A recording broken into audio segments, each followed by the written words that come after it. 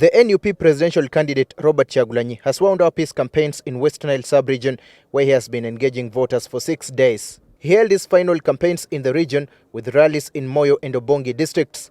But before he set off for Moyo and Obongi, Kyagulanyi briefed the media at a hotel where he spent Friday night in Yumbe town on the progress of his campaigns. He was concerned that the NUP party is struggling to support its flag bearers at various elective positions due to lack of resources. You know that the National Unity Platform is under attack. General Museveni, using Norbert Mao, made sure they cut off all the funding that we were getting from Parliament legally. All other political parties have been getting that money, and that money was helping our activities. But because we were going into an election that Museveni wanted us to go into very broke, they cut off all our funding. Many of our candidates were not able to nominate courtesy of funds.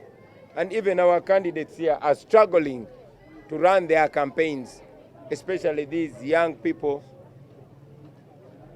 that some of them have just left school, and others, courtesy of the situation, are not financially well-to-do. The National Unity Platform is Uganda's second biggest political party after the ruling NRM. Kyagulanyi believes members of the public could rescue the situation because his party is in desperate need of financial assistance to sustain campaigns. Myself and the team I move with, we've not lacked fuel, we've not lacked food, even when we don't have the money. We continue to call upon all the well-wishers here locally in Yumbe, in West Nile, in northern Uganda, and all of Uganda and beyond, to come to our aid, either through our party or to our candidates directly.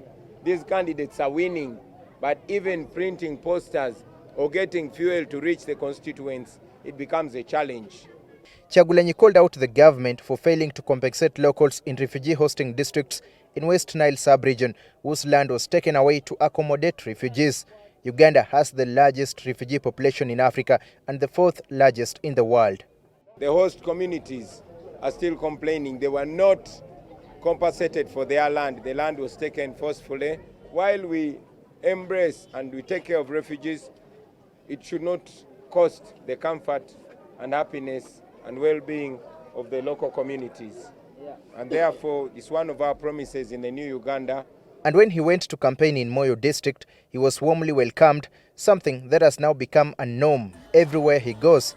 He held his rally at Moyo Boys Primary School playground in Moyo town. Here, he called for unity even as the country heads to the general elections. Ugandans from different tribes and different regions saying we want freedom. We shall get freedom. Therefore, in a new Uganda, ladies and gentlemen, a new Uganda governed by young people. In that Uganda, we are all going to be equal. The longer we keep Museveni in power, is the longer we are going to suffer.